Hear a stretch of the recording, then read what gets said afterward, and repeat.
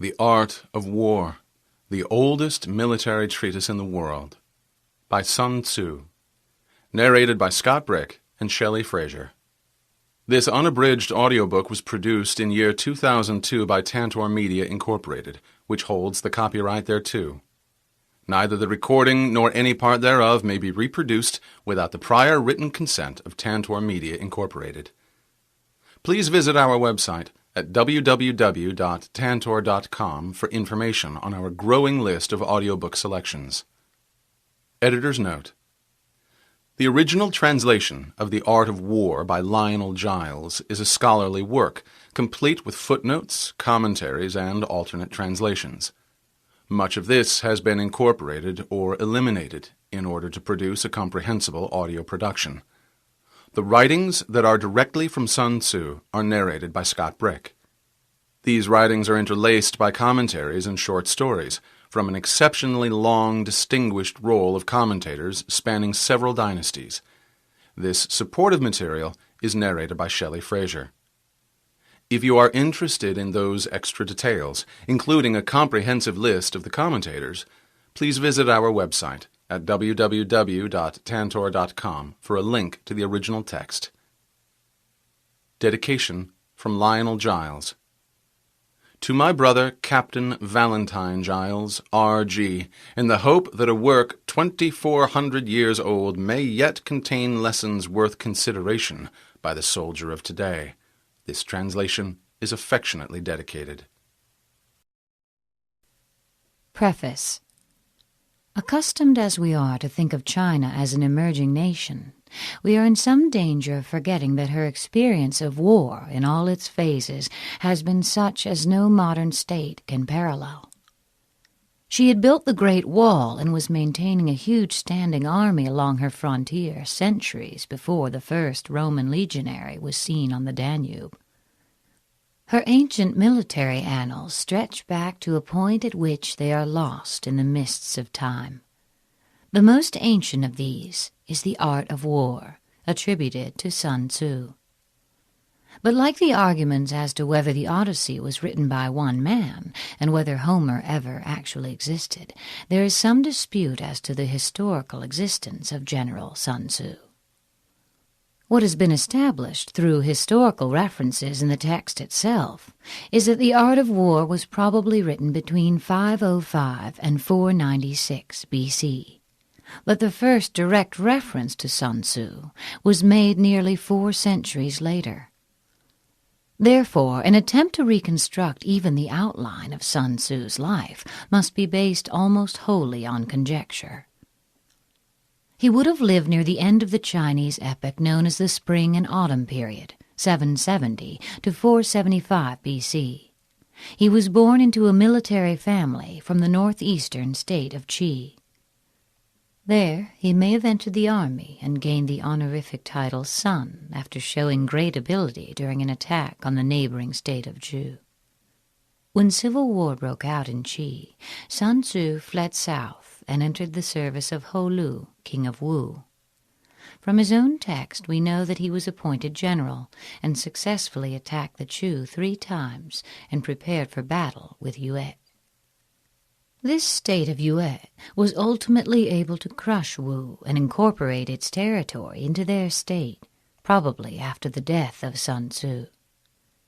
There is one detailed story of Sun Tzu the man, and this is how he obtained his position as general, related by the scholar Sima Qian. Sun Tzu Wu was a native of the Qi state. His art of war brought him to the notice of Ho Lu, king of Wu.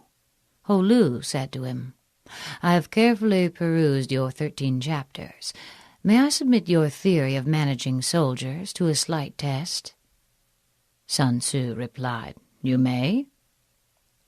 Ho Lu asked, "May the test be applied to women?"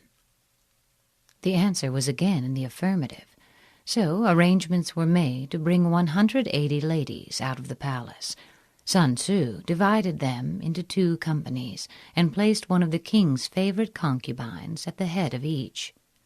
He then bade them all take spears in their hands and addressed them thus, "I presume you know the difference between front and back?" right hand and left hand?"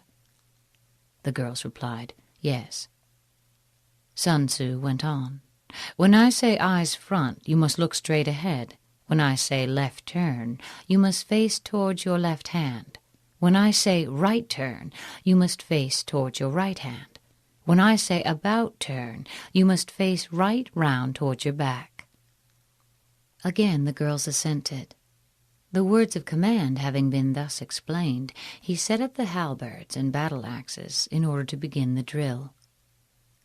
Then, to the sound of drums, he gave the order, "Right turn." But the girls only burst out laughing. Sun Tzu said, "If words of command are not clear and distinct, if orders are not thoroughly understood, then the general is to blame." So he started drilling them again, and this time gave the order, "Left turn," whereupon the girls once more burst into fits of laughter. Sun Tzu, "If words of command are not clear and distinct, if words are not thoroughly understood, the general is to blame. But if his orders are clear, and the soldiers nevertheless disobey, then it is the fault of their officers." So saying, he ordered the leaders of the 2 companies to be beheaded. Now the king of Wu was watching the scene from the top of a raised pavilion, and when he saw that his favorite concubines were about to be executed, he was greatly alarmed and hurriedly sent down the following message: "We are now quite satisfied as to our general's ability to handle troops. If we are bereft of these 2 concubines, our meat and drink will lose their savor. It is our wish that they shall not be beheaded." Sun Tzu replied, "Having once received His Majesty's commission to be the general of his forces, there are certain commands of His Majesty which, acting in that capacity, I am unable to accept." Accordingly, he had the 2 leaders beheaded, and straightway installed the pair next in order as leaders in their place. When this had been done, the drum was sounded for the drill once more, and the girls went through all the evolutions, turning to the right or to the left, marching ahead or wheeling back, kneeling or standing, with perfect accuracy and precision, not venturing to utter a sound. Then Sun Tzu sent a messenger to the king, saying, "Your soldiers, sire, are now properly drilled and disciplined, and ready for your Majesty's inspection. They can be put to any use that their sovereign may desire. Bid them go through fire and water, and they will not disobey." But the king replied, "Let our general cease drilling and return to camp. As for us, we have no wish to come down and inspect the troops." Thereupon Sun Tzu said, "The king is only fond of words, and cannot translate them into deeds." After that, Ho Lu saw that Sun Tzu was one who knew how to handle an army, and finally appointed him general. In the west, he defeated the Chu state and forced his way into Ying, the capital. To the north, he put fear into the states of Qi and Qin, and spread his fame abroad amongst the feudal princes. And Sun Tzu shared in the might of the king. Chapter 1. Laying Plans. Sun Tzu said, "The art of war is of vital importance to the state. It is a matter of life and death, a road either to safety or to ruin. Hence it is a subject of study, which must not be neglected. The art of war, then, is governed by 5 constant factors, which must be considered before entering into a conflict. These are the moral law, heaven, earth, the commander, and method and discipline. The moral law causes the people to be in complete accord with their ruler, so that they will follow him regardless of their lives, undismayed by any danger. Heaven signifies night and day, cold and heat, times and seasons. Earth comprises distances, great and small, danger and security, open ground and narrow passes, the chances of life and death. The commander stands for the virtues of wisdom, sincerity, benevolence, courage, and strictness. method and discipline is to be understood the marshalling of the army in its proper subdivisions, the graduations of rank among the officers, the maintenance of roads by which supplies may reach the army, and the control of military expenditure. These 5 criteria should be familiar to every general. He who knows them will be victorious. He who knows them not will fail. Therefore, in your deliberations, when seeking to predict the outcome of a military conflict, let these 7 questions be the basis of your consideration. Which of the 2 sovereigns is imbued with morality? Which of the 2 generals has most ability? With whom lie the advantages derived from heaven and earth? On which side is discipline most rigorously enforced? There is a remarkable story of Cao Cao, 155 to 220 A.D., who was such a strict disciplinarian that once, in accordance with his own severe regulations against injury to standing crops, he condemned himself to death for having allowed his horse to shy into a field of corn. However, in lieu of losing his head, he was persuaded to satisfy his sense of justice by cutting off his hair. Cao was quoted, "When you lay down a law, see that it is not disobeyed. If it is disobeyed, the offender must be put to death." Which army is stronger? On which side are officers and men better trained? In which army are both reward and punishment delivered most fairly? By means of these 7 considerations, I can forecast victory or defeat. The general that follows my counsel and acts upon it will conquer. Let such a one be retained in command. The general that does not heed my counsel or fails to act upon it will suffer defeat. Let such a one be dismissed. While taking the profit of my counsel, avail yourself also of any helpful circumstances presenting themselves not covered in these rules, and modify your plans accordingly. All warfare is based on deception. Thus, when able to attack, we must seem unable. When using our forces, we must seem inactive. When we are near, we must make the enemy believe we are far away. When far away, we must make him believe we are near. Hold out bait to entice the enemy. Feign disorder and crush him. If he is secure at all points, be prepared for him. If he is in superior strength, evade him. If your opponent is quick to anger, seek to irritate him. Pretend to be weak, that he may grow arrogant. If he is tired, do not allow him to rest. If his forces are united, separate them. Attack him where he is unprepared. Appear where you are not expected. These military devices, leading to victory, must not be divulged beforehand.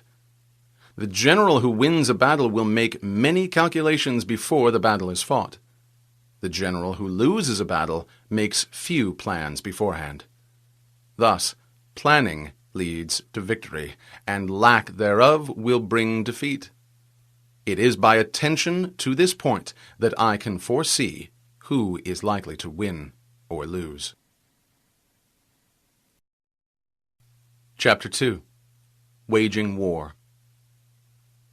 In the operations of war, where there are in the field 1,000 swift chariots, as many heavy chariots, and 100,000 mail-clad soldiers, with provisions enough to carry them hundreds of miles, the expenditure at home and at the front, including entertainment of guests, small items such as glue and paint, and sums spent on chariots and armor, will reach the total of 1,000 ounces of silver per day. Such is the cost of raising an army of 100,000 men. When you engage in actual fighting, if victory is long in coming, then men's weapons will grow dull and their spirits will be low. If you lay siege to a town, you will exhaust your strength. If the campaign is protracted, the resources of the state will not be equal to the strain. Now, when your weapons are dulled, your spirits low, your strength exhausted, and your treasure spent, other chieftains will spring up to take advantage of your extremity. Then no man, however wise, will be able to avert the consequences that must follow. Though we know the stupidity of haste in war, cleverness has never been seen associated with long delays. There is no instance of a country having benefited from prolonged warfare. It is only one who is thoroughly acquainted with the evils of war that can thoroughly understand the best way of carrying it out. The skillful general does not raise a second levy, neither are his supply wagons loaded more than twice. Bring your war material with you from home, but take your food and fodder from the enemy, and the army will have enough for its needs. The cost of transporting material to a distant army causes the state and people to be impoverished. On the other hand, the proximity of an army causes prices to go up, and high prices cause the people's substance to be drained away. When wealth of the state has been drained away, the peasants will be heavily taxed. With this loss of substance and exhaustion of strength, the homes of the people will be stripped bare, and 3/10 of their income will be dissipated, while government expenses for broken chariots, worn-out horses, breastplates and helmets, bows and arrows, spears and shields, protective mantles, draft oxen, and heavy wagons will amount to 4/10 of its total revenue. Hence, a wise general makes a point of foraging on the enemy. 1 cartload of the enemy's provisions is equivalent to 20 of one's own, and likewise a single hundredweight of his fodder is equivalent to 20 from one's own store. This is because 19 cartloads will be consumed in the process of transporting 1 cartload to the front. In order to kill the enemy, our men must be roused to anger, that there may be advantage from defeating the enemy. They must have their rewards. Rewards are necessary in order to make the soldiers see the advantage of beating the enemy. Thus, when you capture spoils from enemy, they must be used as rewards, so that all your men may have a keen desire to fight, each on his own account. Therefore, in chariot fighting, when 10 or more chariots have been taken, those who took the first should be rewarded. Our own flags should be substituted for those of the enemy, and the chariots mingled and used in conjunction with ours. The captured soldiers should be kindly treated and kept. This is for the purpose of using the conquered foe to augment one's own strength. In war, then, let your great object be victory, not lengthy campaigns. Thus it may be known that the leader of armies is the arbiter of the people's fate, the man on whom it depends whether the nation shall be in peace or peril. Chapter 3. Attack by Stratagem. In the practical art of war, the best thing of all is to take the enemy's country whole and intact. To shatter and destroy it is not so good. So, too, it is better to capture an entire army, a regiment, a detachment, or an entire company, rather than to destroy it. Hence, to fight and conquer in all your battles is not supreme excellence. Supreme excellence consists in breaking the enemy's resistance without fighting. The highest form of generalship is to frustrate the enemy's plans. The next best is to prevent the enemy from consolidating his forces. Third best is to attack the enemy's entire army in the field, and the worst policy of all is to besiege walled cities. The rule is not to besiege walled cities if it can possibly be avoided. The preparation of siege engines and other various implements of war will take up 3 whole months, and the building of ramparts over the walls will take 3 months more. The general, unable to control his irritation, will launch his men to the assault like swarming ants, and the result that 1/3 of his men are slain, while the town still remains untaken. Such are the perils of a siege. Therefore the skillful leader subdues the enemy's troops without any fighting. He captures their cities without laying siege to them. He overthrows their kingdom without lengthy operations in the field. With his forces intact, he will dispute the mastery of the empire, and thus, without losing a man, his triumph will be complete. This is the method of attacking by stratagem. It is the rule in war, if our forces are 10 to the enemy's 1, to surround him. If 5 to 1, to attack him. If twice as numerous, divide our army in 2. Being 2 to the enemy's 1, we may use one part of our army in the regular way, and the other for some special diversion. If one force is twice as numerous as that of the enemy, it should be split up into 2 divisions, one to meet the enemy in front, and one to fall upon his rear. If he replies to the frontal attack, he may be crushed from behind. If to the rearward attack, he may be crushed in front. If equally matched, offer battle. If slightly inferior in numbers, avoid the enemy. If quite unequal in every way, flee from him. Though an obstinate fight may be made by a small force, in the end it must be captured by the larger force. Now the general is the bulwark of the state. If the bulwark is complete at all points, the state will be strong. If the bulwark is defective, the state will be weak. There are 3 ways in which a ruler can bring misfortune upon his army. First, by commanding the army to advance or to retreat, being ignorant of the fact that it cannot obey. This will hobble the army. Second, by attempting to govern an army in the same way as he administers a kingdom, being ignorant of the conditions of that army. This causes unease among the soldiers. Third, by appointing officers of his army without discrimination, and in ignoring the principle that the military must adapt to circumstances at hand. This shakes the confidence of the soldiers. When the army is restless and distrustful, trouble is sure to come from the other feudal princes. This is simply bringing anarchy into the army and flinging victory away. Consequently, we may know that there are 5 essentials for victory.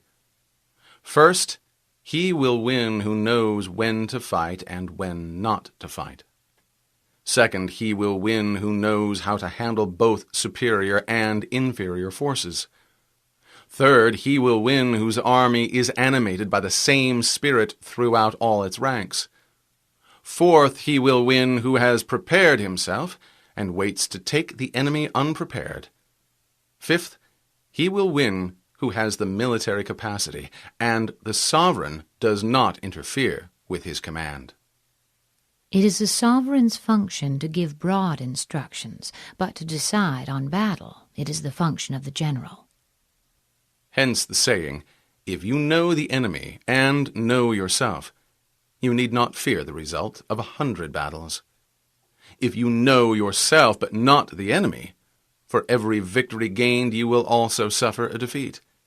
If you know neither the enemy nor yourself, you will succumb in every battle. Chapter 4. Tactics. The good fighters of old first put themselves beyond the possibility of defeat and then waited for an opportunity of defeating the enemy. To secure ourselves against defeat lies in our own hands, but the opportunity of defeating the enemy is provided by the enemy himself. Thus the good fighter is able to secure himself against defeat, but cannot make certain of defeating the enemy. Hence the saying, one may know how to conquer without being able to do it. Security against defeat implies defensive tactics. Ability to defeat the enemy means taking the offensive. Standing on the defensive indicates insufficient strength. Attacking, a superabundance of strength. The general who is skilled in defense hides in the most secret recesses of the earth. He who is skilled in attack flashes forth from the topmost heights of heaven like a thunderbolt. Thus, on one hand, we have the ability to protect ourselves, on the other, a victory that is complete. To see victory only when it is obvious to all is not the mark of excellence. Neither is it the height of excellence if you fight and conquer, and the whole empire says, "Well done." To lift a fine fur is no sign of great strength. To see the sun and moon is no sign of sharp sight. To hear the noise of thunder is no sign of a good ear. What the ancients called a clever fighter is one who not only wins, but excels in winning with ease, and thus his victories bring him neither reputation for wisdom nor credit for courage. To win battles requires making no mistakes. Making no mistakes is what establishes the certainty of victory, for it means conquering an enemy that is already defeated. The skilled fighter puts himself into a position which makes defeat impossible, and does not miss the moment for defeating the enemy. In war, the victorious strategist only seeks battle after the victory has been won, whereas he who is destined to defeat first fights and afterwards looks for victory. The consummate leader cultivates the moral law and strictly adheres to method and discipline. Thus, it is in his power to control success. In respect of military method, we have first to characterize the terrain. Second, estimate the dimensions of the battlefield. Third, calculate the strength of the enemy. Fourth, weigh the balance of chances. Fifth, plot victory. Characterization relies on the lay of the land. Estimating the dimensions of the field relies on measurement. Calculation of strength relies on an estimation of numbers. Weighing the balance of chances relies on calculation. From this, the result of the battle can be foreseen.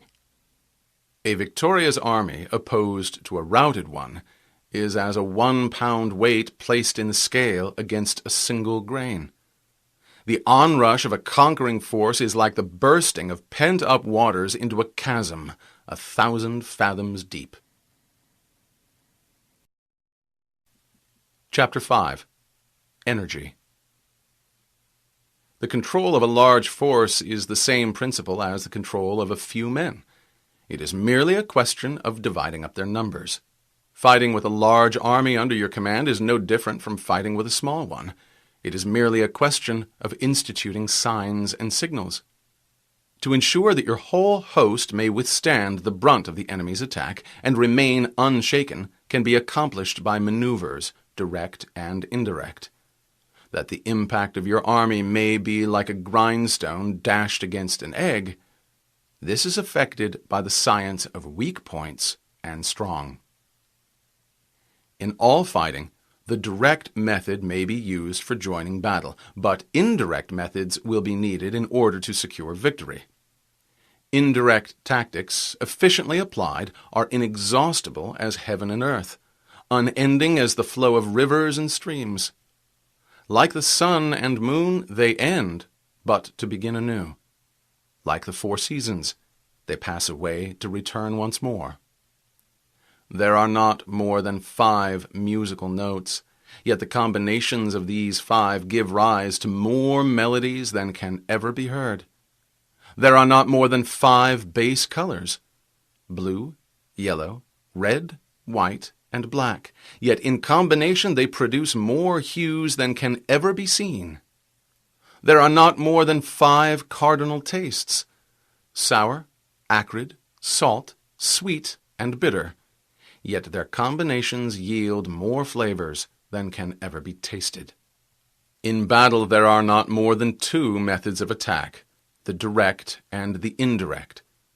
Yet these 2 in combination give rise to an endless series of maneuvers. The direct and the indirect lead on to each other in turn. It is like moving in a circle. You never come to an end. Who can exhaust the possibilities of their combination? The onset of troops is like the rush of a torrent, which will even roll stones along in its course. The quality of decision is like the well-timed swoop of a falcon, which enables it to strike and destroy its victim.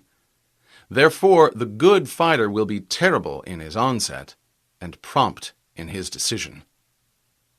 Energy may be likened to the bending of a crossbow, decision to the releasing of a trigger. Amid the turmoil and tumult of battle, there may appear to be disorder, and yet no real disorder at all. Amid confusion and chaos, your army may be without head or tail, yet it will be proof against defeat. Simulated disorder shows perfect discipline. Simulated fear postulates courage. Simulated weakness postulates strength. Hiding order beneath the cloak of disorder is simply a question of subdivision. Concealing courage under a show of timidity presupposes a fund of latent energy. Masking strength with weakness is to be effected by tactical dispositions. Thus, one who is skillful at keeping the enemy on the move maintains deceitful appearances according to which the enemy will act. He must also be prepared to sacrifice something so that the enemy may snatch at it. By holding out baits, he keeps him on the march. Then, with a body of picked men, he lies in wait for him. Sun Pin, a descendant of Sun Tzu, was a general in the Qi army when they marched against Wei, whose general was Pang Chuan, who happened to be a deadly personal enemy. Sun Pin said, "The Qi state has a reputation for cowardice, and therefore our adversary despises us. Let us turn this circumstance to account." Accordingly, when the army had crossed the border into Wei territory, Sun Pin gave orders to show 100,000 fires on the first night, 50,000 on the next, and the night after only 20,000. Pang Chuan pursued them hotly, saying to himself, "I knew these men of Qi were cowards. Their numbers have already fallen away by more than half." In his retreat, Sun Pin came to a narrow gorge, which he calculated that his pursuers would reach after dark. Here he had a tree stripped of its bark, and inscribed upon it the words, "Under this tree Pang Chuan shall die." Then, as night began to fall, he placed a strong body of archers in ambush nearby, with orders to shoot directly when they saw light. Later on, Pang Chuan arrived at the spot, and noticing the tree, struck a light in order to read what was written on it. His body was immediately riddled by a volley of arrows, and his whole army thrown into confusion. The clever combatant looks to the effect of combined energy and does not ask too much of individuals, hence his ability to pick out the right men and utilize combined energy. When he utilizes combined energy, his fighting men become like rolling logs or stones. For it is the nature of a log or stone to remain motionless on level ground, and to move when on a slope. If four-cornered, to come to a standstill, but if round-shaped, continues to roll down the slope. Thus the energy developed by good fighting men is as the momentum of a round stone rolled down a mountain thousands of feet in height. This is the use of energy. Chapter 6. Strengths and Weaknesses. Whoever is first in the field and awaits the coming of the enemy will be fresh for the fight. Whoever is second in the field and has to hasten to battle will arrive exhausted. Therefore, the clever combatant imposes his will on the enemy, but does not allow the enemy's will to be imposed on him. By holding out advantages to him, he can lure the enemy in, to approach of his own accord, or by inflicting damage he can make it impossible for the enemy to draw near. If the enemy is taking his ease, harass him. If well supplied with food, starve him out. If quietly encamped, force him to move. Appear at points that the enemy must hasten to defend. March swiftly to places where you are not expected.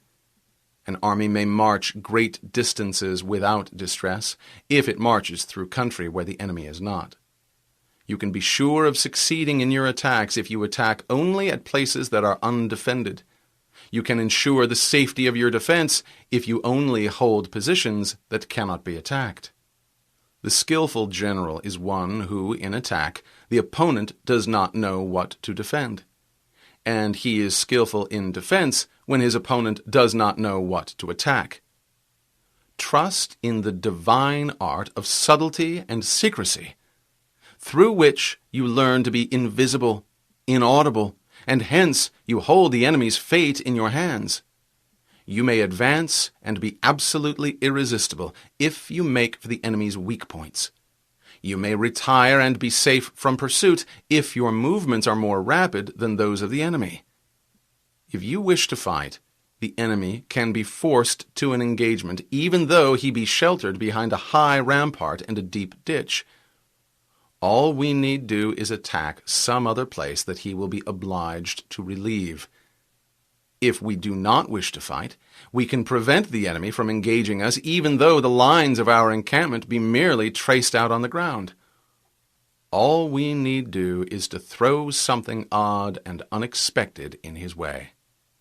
Even though we have constructed neither wall nor ditch, we puzzle him by strange and unusual dispositions. By discovering the enemy's dispositions and remaining invisible ourselves, we can keep our forces concentrated, while the enemy's must be divided. We can form a single united body, while the enemy must split up into fractions. Hence there will be a whole pitted against separate parts of a whole, which means that we shall be many to the enemy's few. And if we are able thus to attack an inferior force with a superior one, our opponents will be in dire straits. The spot where we intend to fight must not be made known, for then the enemy will have to prepare against a possible attack at several different points, and his forces being thus distributed in many directions, the numbers we shall have to face at any given point will be proportionately few. For should the enemy strengthen his van, he will weaken his rear. Should he strengthen his rear, he will weaken his van. Should he strengthen his left, he will weaken his right. Should he strengthen his right, he will weaken his left. If he sends reinforcements everywhere, he will everywhere be weak. Numerical weakness comes from having to prepare against possible attacks. Numerical strength comes from compelling our adversary to make these preparations against us. Knowing the place and the time of the coming battle, we may concentrate from the greatest distances in order to fight. But if neither time nor place be known, then the left wing will be impotent to succor the right equally impotent to succor the left, the van unable to relieve the rear, or the rear to support the van. How much more so if the furthest portions of the army are anything under 30 miles apart, and even the nearest are separated by several miles? Though according to my estimate the soldiers of Yue exceed our own in number, that shall advantage them nothing in the matter of victory. I say then that victory can be achieved. Though the enemy be stronger in numbers, we may prevent him from fighting. Scheme so as to discover his plans and the likelihood of their success. Rouse him and learn the principle of his activity or inactivity. Force him to reveal himself so as to find out his vulnerable spots. Carefully compare the opposing army with your own, so that you may know where strength is superabundant and where it is deficient. In making tactical dispositions, the highest pitch you can attain is to conceal them. Conceal your dispositions, and you will be safe from the prying of the subtlest spies, from the machinations of the wisest minds. How victory may be produced for them out of the enemy's own tactics, that is what the multitude cannot comprehend. All men can see the tactics whereby I conquer, but what none can see is the strategy out of which victory is evolved. Do not repeat the tactics which have gained you one victory, but let your methods be regulated by the infinite variety of circumstances. Military tactics are like unto water. For water in its natural course runs away from high places and hastens downwards. So in war, The way is to avoid what is strong and to strike at what is weak. Water shapes its course according to the nature of the ground over which it flows. The soldier works out his victory in relation to the foe whom he is facing. Therefore, just as water retains no constant shape, so in warfare there are no constant conditions. He who can modify his tactics in relation to his opponent, and thereby succeed in winning, may be called a heaven-born captain. The 5 elements, water, fire, wood, metal, earth, are not always equally predominant. The 4 seasons make way for each other in turn. Days are short and long. The moon wanes and waxes. Chapter 7. Maneuver. In war, the general receives his commands from the sovereign.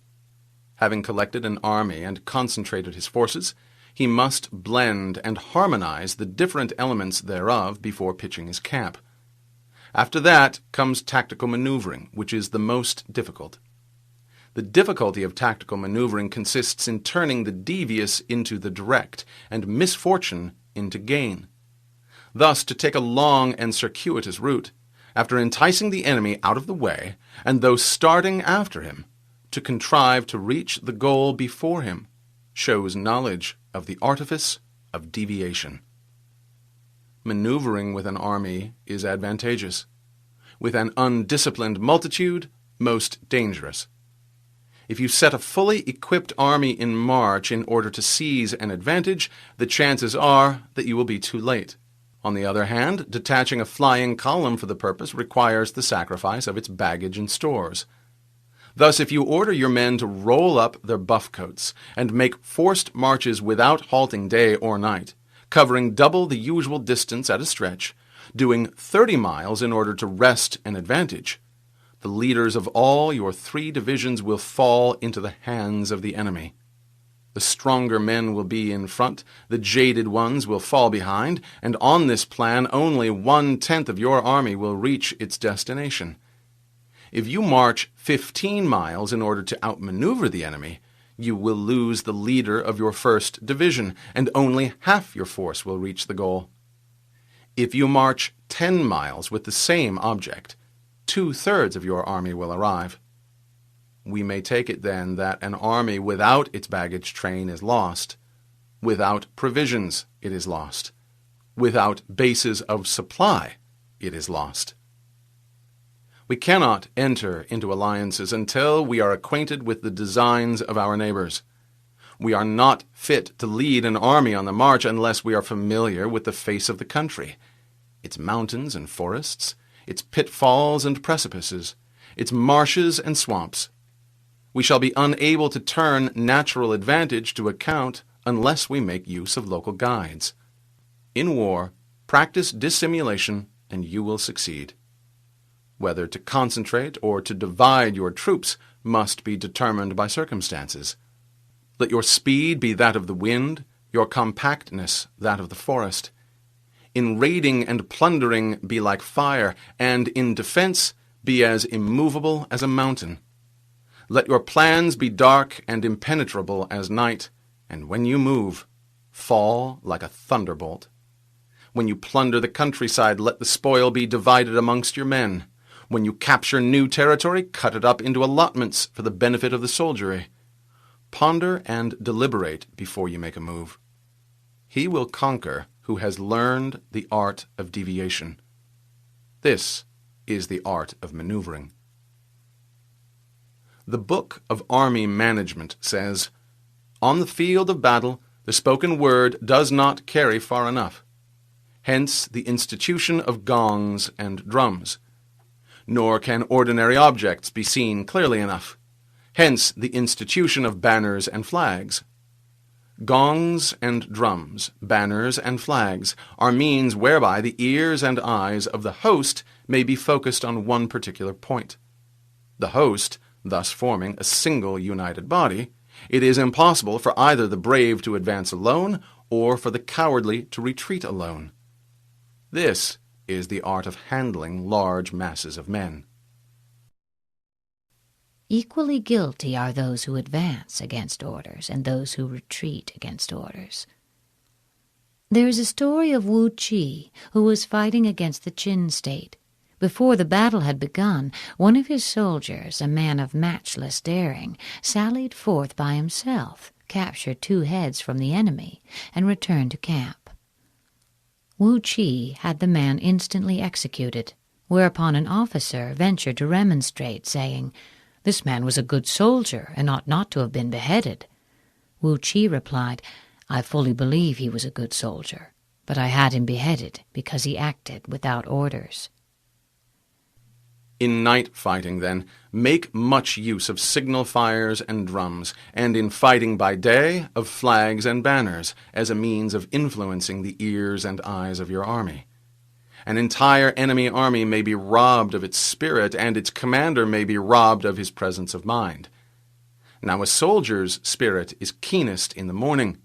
By noon it will begin to flag, and in the evening his mind is bent only on returning to camp. A clever general, therefore, avoids an army when its spirit is keen, but attacks it when it is sluggish and inclined to return.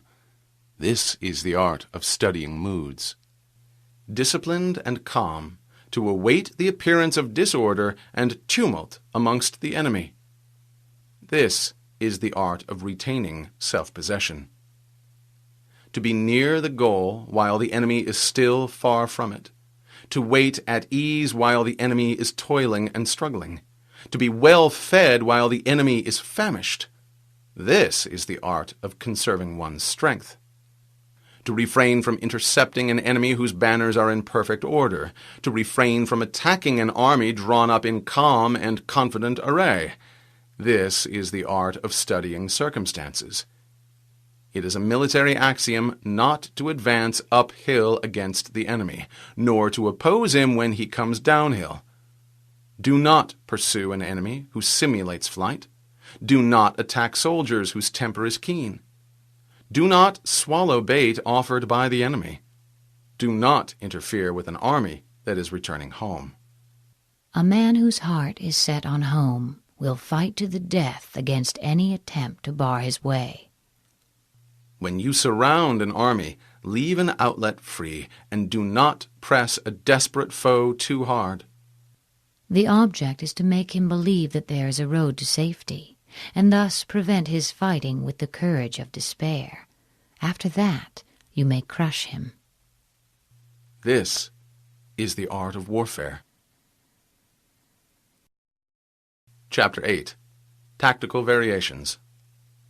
In war, the general receives his commands from the sovereign, collects his army, and concentrates his forces. When in difficult country, do not encamp. In country where high roads intersect, join hands with your allies. Do not linger in dangerously isolated positions. In hemmed-in situations, you must resort to stratagem. In desperate position, you must fight. There are some roads that one should not follow, some enemy armies that one should not assault, some towns that must not be besieged. No town should be attacked which, if taken, cannot be held, or if left alone, will not cause any trouble. There are positions that one should not fight for, and some commands from the sovereign that one should not necessarily obey. The general who thoroughly understands the advantages that accompany tactical variations knows how to handle his troops. The general who does not understand these may be well acquainted with the configuration of the country, yet he will not be able to turn his knowledge to practical account. So the student of war who is unversed in the art of varying his plans, even though he is acquainted with seizing advantages, will fail to make the best use of his men. Hence, in the wise leader's plans, considerations of advantage and of disadvantage will be blended together. If our expectation of advantage is to be tempered in this way, we may succeed in accomplishing the essential part of our schemes. If, on the other hand, in the midst of difficulties we are always ready to seize an advantage, we may extricate ourselves from misfortune.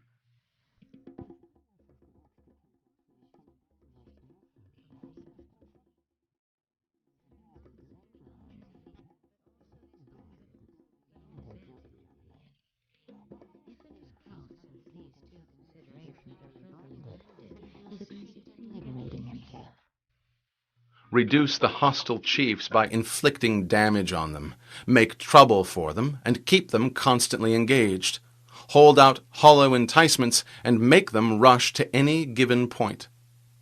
The art of war teaches us to rely not on the likelihood of the enemy's not coming, but on our own readiness to receive him. Not on the chance of his not attacking, but rather on the fact that we have made our position unassailable. There are 5 dangerous faults which may affect a general. Recklessness, which leads to destruction. Cowardice, which leads to capture. A hasty temper, which can be provoked by insults. A delicacy of honor, which is sensitive to shame. Over-concern for his men, which exposes him to worry and trouble. These are the 5 besetting sins of a general, ruinous to the conduct of war.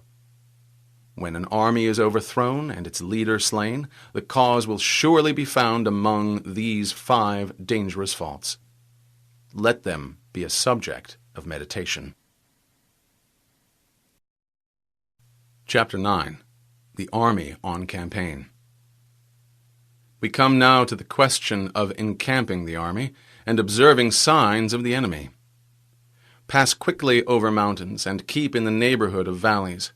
Camp in high places facing the sun. Do not climb heights in order to fight. This is the art of mountain warfare. After crossing a river, you should move far away from it. When an invading force crosses a river in its onward march, do not advance to meet it in midstream. It will be best to let half the army get across and then deliver your attack. If you are anxious to fight, you should not go to meet the invader near a river which he has to cross. Moor your craft further upriver from the enemy and facing the sun. Do not move upstream to meet the enemy. This is the art of river warfare. This principle is illustrated by the victory of Han Xin at Wei River. The 2 armies were drawn up on opposite sides of the river. In the night, Han Xin ordered his men to take some 10,000 sacks filled with sand and construct a dam higher up. Then, leading half his army across the river, he attacked the enemy, but after a time, pretending to have failed in his attempt, he hastily withdrew to the other bank. The opposing general was much elated by this unlooked-for success, and exclaiming, "I felt sure that Han Xin was really a coward," he pursued him and began crossing the river in his turn. Han Xin sent a party to cut open the sandbags, thus releasing a torrent of water, which swept down and prevented the greater portion of the foe's army from getting across. He then turned upon this force, which had been cut off, and annihilated it, the enemy general himself being amongst the slain. The rest of the army on the further bank scattered and fled in all directions. In crossing salt marshes, your sole concern should be to get over them quickly, without any delay. They lack both fresh water and forage, and expose the army to attack. If forced to fight in a salt marsh, you should have water and grass near you, and get your back to a clump of trees. This is the art of operating in salt marshes. In dry, level country, take up an easily accessible position with rising ground to your right and on your rear, so that the danger may be in front and safety lie behind. This is how to campaign in flat country. These are the 4 useful branches of military knowledge: fighting in mountains, rivers, marshes, and plains, that enabled the Yellow Emperor to vanquish 4 rival sovereigns. All armies prefer high ground to low and sunny places to dark. If you are careful of your men and camp on hard ground, the army will be free from disease of every kind, and this will spell victory. When you come to a hill or a bank, occupy the sunny side, with the slope on your right rear. Thus you will at once act for the benefit of your soldiers and utilize the natural advantages of the ground. When, in consequence of heavy rains up country, a river you wish to ford is swollen and flecked with foam, You must wait until it subsides. Country in which there are precipitous cliffs with torrents running between, deep natural hollows, confined spaces, tangled thickets, quagmires and crevasses, should be left with all possible speed and not approached. While we keep away from such places, we should entice the enemy to approach them. While we face them, we should let the enemy have them on his rear. If in the neighborhood of your camp there should be any hilly country, ponds surrounded by aquatic grass, hollow basins filled with reeds, or woods with thick undergrowth, they must be carefully flushed out and searched, for these are places to be caught in an ambush, or insidious spies are likely to be lurking.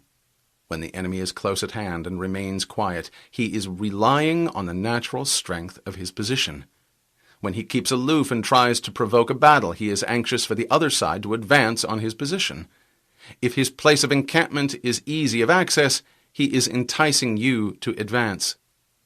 Movement amongst the trees of a forest shows that the enemy is advancing. The appearance of a number of screens in the midst of thick grass means that the enemy wants to make us suspicious. The rising of birds in their flight is the sign of an ambush. Startled beasts indicate that a sudden attack is coming. When there is dust rising in a high column, it is the sign of chariots advancing. When it is low, but spread over a wide area, it signifies the approach of infantry. When the dust branches out in different directions, it shows that parties have been sent to collect firewood. A few clouds of dust moving to and fro signify that the army is encamping. Humble words and increased preparations are signs that the enemy is about to advance. Violent language and driving forward as if to the attack are signs that he will retreat. This point is illustrated by the story of when the army of Yen was besieging the capital city of Qi. The Qi general openly said, "My only fear is that the Yen army may cut off the noses of their Qi prisoners and place them in the front rank to fight against us. That would be the undoing of our city." The other side, being informed of this speech, at once acted on the suggestion. But those within the city were enraged at seeing their fellow countrymen thus mutilated, and fearing only lest they should fall into the enemy's hands, were nerved to defend themselves more obstinately than ever. Once again the Qi general allowed spies to report his words to the enemy. "What I dread most is that the men of Yen may dig up the ancestral tombs outside the town, and by inflicting this indignity on our forefathers, cause us to become faint-hearted." Immediately the besiegers dug up all the graves and burned the corpses lying in them. And the defenders, witnessing the outrage from the city walls, wept passionately, and were all eager to go out and fight, their fury being increased tenfold. The Qi general knew then that his soldiers were ready for any enterprise. But instead of a sword, he himself took a mattock in his hands, and ordered others to be distributed amongst his best warriors, while the ranks were filled up with their wives and concubines. He then served out all the remaining rations and bade his men eat their fill. The actual soldiers were told to keep out of sight, and the walls were manned with the old and weak men and with women. This done, envoys were dispatched to the enemy's camp to arrange terms of surrender, whereupon the Yen army began shouting for joy. The Qi general also collected 20,000 ounces of silver from the people, and got the wealthy citizens of the besieged city to send it to the Yen general with the prayer that when the town capitulated, he would not allow their homes to be plundered or their women to be maltreated. The Yen general, in high good humor, granted their prayer, but his army now became increasingly slack and careless. Meanwhile, the Qi got together 1,000 oxen, decked them with pieces of red silk, painted their bodies dragon-like with colored stripes, and fastened sharp blades on their horns and well-greased reeds on their tails. When night came on, they lighted the ends of the reeds and drove the oxen through a number of holes he had pierced in the walls, backing them up with a force of 5,000 picked warriors. The animals, maddened with pain, dashed furiously into the enemy's camp, where they caused the utmost confusion and dismay, for their tails acted as torches, showing up the hideous patterns on their bodies, and the weapons on their horns killed or wounded any with whom they came into contact. In the meantime, the band of 5,000 had crept up with gags in their mouths, and now threw themselves on the enemy. At the same moment a frightful din arose in the city itself, all those that remained behind making as much noise as possible by banging drums and hammering on bronze vessels until heaven and earth were convulsed by the uproar. Terror-stricken, the Yen army fled in disorder, hotly pursued by the men of Qi, who succeeded in slaying their general, and the Qi succeeded in the recapture of some 70 cities which had belonged to their state. When the light chariots come out first and take up a position on the wings, it is a sign that the enemy is forming for battle. Peace proposals unaccompanied by oaths and hostages indicate a plot. When there is much running about and the soldiers fall into rank, it means that the critical moment has come. When some are seen advancing and some retreating, it is a lure. When the soldiers stand leaning on their spears, they are faint from want of food. If those who are sent to draw water begin by drinking themselves, the army is suffering from thirst. If the enemy sees an advantage to be gained and makes no effort to secure it, the soldiers are exhausted. If birds gather on any spot, it is unoccupied. Clamor by night signifies nervousness. If there is disturbance in the camp, the general's authority is weak. If the banners and flags are shifted about, sedition is afoot. If the officers are angry, it means that the men are weary. When an army feeds its horses with grain and kills its cattle for food, and when the men do not hang their cooking pots over the campfires, showing that they will not return to their tents, you may know that they are determined to fight to the death. The sight of men whispering together in small knots or speaking in subdued tones points to disaffection amongst the rank and file. Too frequent rewards signify that the enemy is at the end of his resources. Too many punishments betray a condition of dire distress. To begin by bluster, but afterwards to take fright at the enemy's numbers, shows a supreme lack of intelligence. When envoys are sent with compliments in their mouths, it is a sign that the enemy wishes for a truce. If the enemy's troops march up angrily and remain facing ours for a long time without either joining battle or taking themselves off again, the situation is one that demands great vigilance and circumspection. It may be a ruse to gain time for an unexpected flank attack or the laying of an ambush. If our troops are no more in number than the enemy, that is amply sufficient. It only means that no direct attack can be made. The thing to do is simply to concentrate all our available strength, keep a close watch on the enemy, and obtain reinforcements. He who exercises no forethought but makes light of his opponents is sure to be captured by them. If soldiers are punished before they have grown attached to you, they will not prove submissive, and unless submissive, they will be practically useless.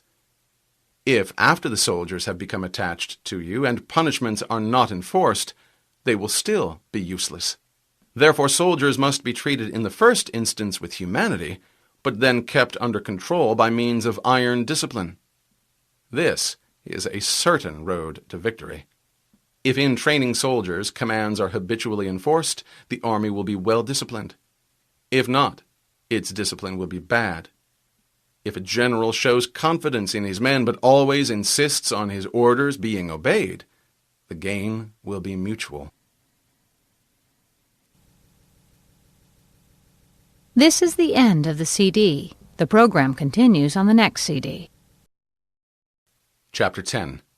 Terrain. We may distinguish 6 kinds of terrain: accessible ground, entangling ground, temporizing ground, narrow passes, precipitous heights, and positions at a great distance from the enemy. Ground which can be freely traversed by both sides is called accessible. With regard to ground of this nature, always occupy the raised and sunny spots before the enemy, and carefully guard your line of supplies. Then you will fight with the advantage. Ground that can be easily abandoned but is hard to reoccupy is called entangling. From a position of this sort, if the enemy is unprepared, you may sally forth and defeat him. But if the enemy is prepared for your coming, and you fail to defeat him, then, return being impossible, disaster will ensue. When the position is such that neither side will gain by making the first move, it is called temporizing ground. In a position of this sort, even though the enemy should offer us an attractive bait, it will be advisable not to stir forth, but rather to retreat, thus enticing the enemy in his turn. Then, when part of his army has come out, we may deliver our attack with advantage. With regard to narrow passes, if you can occupy them first, let them be strongly garrisoned and await the advent of the enemy. Should the army forestall you in occupying a pass, do not go after him if the pass is fully garrisoned, unless it is weakly garrisoned. With regard to precipitous heights, if you are beforehand with your adversary, you should occupy the raised and sunny spots, and there wait for him to come up. If the enemy has occupied them before you, do not follow him, but retreat and try to entice him away. If you are situated at a great distance from the enemy, and the strength of the two armies is equal, it is not easy to provoke a battle, and if you tire your army by a march to his position, fighting will be to your disadvantage. These 6 are the principles connected with earth.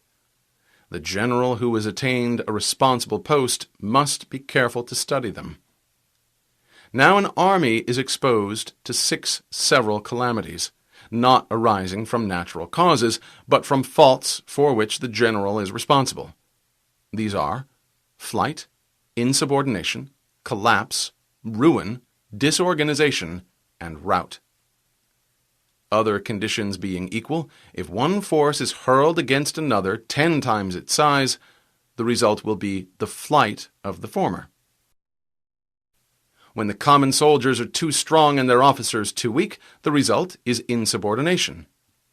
When the officers are too strong and the common soldiers too weak, the result is collapse.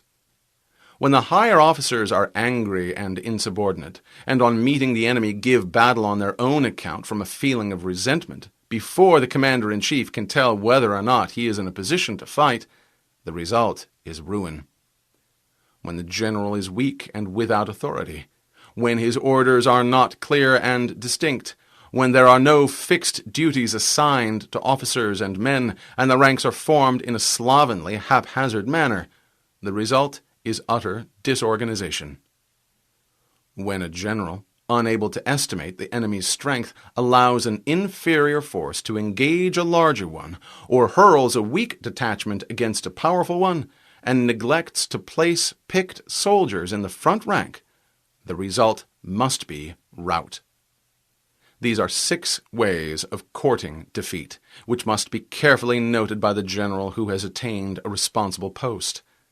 The natural formation of the country is the soldier's best ally, but a power of estimating the adversary, of controlling the forces of victory, and of shrewdly calculating difficulties, dangers, and distances, constitutes the test of a great general. He who knows these things and in fighting puts his knowledge into practice will win his battles. He who knows them not, nor practices them, will surely be defeated. If fighting is sure to result in victory, then you must fight, even though the ruler forbid it. If fighting will not result in victory, then you must not fight, even at the ruler's bidding. The general who advances without coveting fame and retreats without fearing disgrace, whose only thought is to protect his country and do good service for his sovereign, is the jewel of the kingdom. Regard your soldiers as your children, and they will follow you into the deepest valleys. Look upon them as your own beloved sons, and they will stand by you even unto death. There is a story about the famous general Wu Qi. He wore the same clothes and ate the same food as the meanest of his soldiers, refused to have either a horse to ride or a mat to sleep on, carried his own surplus rations wrapped in a parcel, and shared every hardship with his men. One of his soldiers was suffering from an abscess, and Wu Qi himself sucked out the virus. The soldier's mother, hearing this, began wailing and lamenting. Somebody asked her, saying, "Why do you cry? Your son is only a common soldier, and yet the commander-in-chief himself has sucked the poison from his sore." The woman replied, "Many years ago, Lord Wu performed a similar service for my husband, who never left him afterwards, and finally met his death at the hands of the enemy. And now that he has done the same for my son, he too will fall fighting, I know not where." If, however, you are indulgent, but unable to make your authority felt, kind-hearted, but unable to enforce your commands, incapable, moreover, of quelling disorder, then your soldiers must be likened to spoiled children. They are useless for any practical purpose. When Lu Meng was occupying a certain town, he had given stringent orders to his army not to molest the inhabitants or take anything from them by force. Nevertheless, a certain officer serving under his banner, who happened to be a compatriot of his, ventured to appropriate a bamboo hat belonging to one of the people, in order to wear it over his regulation helmet as a protection against the rain. Lu Meng considered that the fact of his being a compatriot should not be allowed to palliate a clear breach of discipline, and accordingly he ordered his summary execution, the tears rolling down his face, however, as he did so. This act of severity filled the army with wholesome awe, and from that time forth even articles dropped in the highway were not picked up.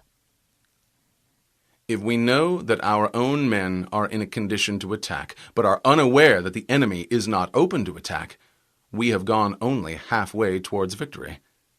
If we know that the enemy is open to attack, but are unaware that our own men are not in a condition to attack, we have gone only halfway towards victory.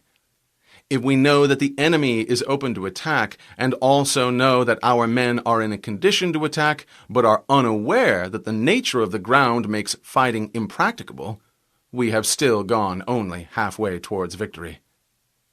The experienced soldier, once in motion, is never bewildered. Once he has broken camp, he is never at a loss. Hence the saying, "If you know the enemy and know yourself, your victory will not stand in doubt. If you know heaven and know earth, you may make your victory complete." Chapter 11. The 9 Situations. The art of war recognizes 9 varieties of ground: dispersed ground, facile ground, contentious ground, open ground, ground of intersecting highways, serious ground, difficult ground, hemmed-in ground, and desperate ground. When a chieftain is fighting in his own territory, it is dispersed ground. So called because the soldiers, being near to their homes and anxious to see their wives and children, are likely to seize the opportunity afforded by a battle and scatter in every direction. When he has penetrated into hostile territory, but to no great distance, it is facile ground. This is because of the facility for retreating. When your army has crossed the border, you should burn your boats and bridges, in order to make it clear to everybody that you have no hankering after home. Ground the possession of which imports great advantage to either side is contentious ground. This is where the few and the weak can defeat the many and the strong, the neck of a pass. Ground on which each side has liberty of movement is open ground. Ground on which intercommunication is easy. Ground which forms the key to 3 contiguous states, so that he who occupies it first has most of the empire at his command, is a ground of intersecting highways. The possessor of this ground can constrain most neighboring states to become his allies. When an army has penetrated into the heart of a hostile country, leaving a number of fortified cities in its rear, it is serious ground. The army is in a serious situation. Mountain forests, rugged steeps, marshes and fens, all country that is hard to traverse, this is difficult ground. Ground which is reached through narrow gorges, and from which we can only retire by tortuous paths, so that a small number of the enemy would suffice to crush a large body of our men. This is hemmed-in ground. Ground on which we can only be saved from destruction by fighting without delay is desperate ground. On disperse ground, fight not. On facile ground, halt not. On contentious ground, attack not. Occupy the advantageous position first. If a position of this kind is secured first by the enemy, beware of attacking him. Lure him away by pretending to flee. Show your banners and sound your drums. Make a dash for other places that he cannot afford to lose. Trail brushwood and raise a dust. Confound his ears and eyes. Detach a body of your best troops and place it secretly in ambuscade. Then your opponent will sally forth to the rescue. On open ground, do not try to block the enemy's way, because the attempt would be futile and would expose the blocking force itself to serious risks. Draw closer together and see that a portion of your own army is not cut off. On the ground of intersecting highways, join hands with your allies. On serious ground, gather in plunder. Here, there being no inducement as yet to advance further, and no possibility of retreat, one ought to take measures for protracted resistance by bringing in provisions from all sides, and keep a close watch on the enemy. In difficult ground, keep steadily on the march. On hemmed-in ground, resort to stratagem. On desperate ground, fight with all your might. There is a chance of life, whereas death is certain if you cling to your corner. Those who were called skillful leaders of old knew how to drive a wedge between the enemy's front and rear to prevent cooperation between his large and small divisions, to hinder the good troops from rescuing the bad, the officers from rallying their men. When the enemy's men were united, they managed to compel them to disorder. When it was to their advantage, they made a forward move. When otherwise, they would remain where they were. If asked how to cope with a great host of the enemy in orderly array and on the point of marching to the attack, I should say begin by seizing something which your opponent holds dear. Then he will be amenable to your will.